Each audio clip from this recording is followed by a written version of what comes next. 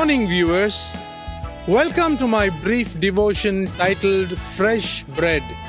And I do hope that it makes an impact in your life as you begin a new day in Christ.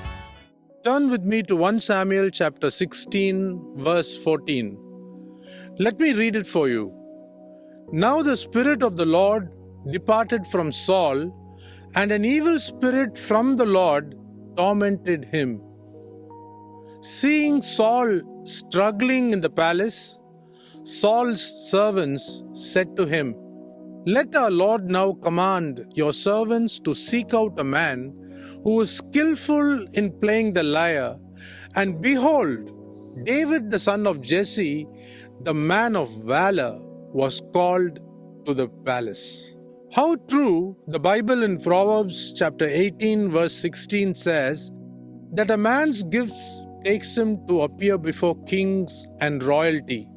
Verse 23 in 1 Samuel 16 records that whenever the evil spirit from God was upon Saul, David took the lyre and played skillfully, and Saul felt refreshed.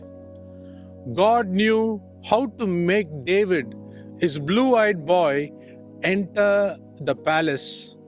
But remember, he was not made king immediately. Even his victory over Goliath could not make him the king, but it made him popular and his fame began to spread.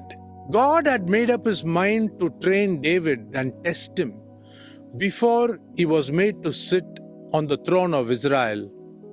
In a way, Saul, the commander of the army of Israel, was used not only to torment David, but to make him worthy of the throne. David's music was just a turning point for him to enter the palace, but God made sure that he took over the throne of Israel after proper training, which Saul did not receive. Very sadly, the spirit of pride and rebellion took Saul to the tomb, but the spirit of humility and obedience took David to the throne. Remember, God can use our giftings and our implicit obedience to Him to prepare us for a grand future. There was no other king that could match up to the level of King David, and till this very day, we have enough reasons to talk about his goodness and humility, totally unmatched by any individual to this very day.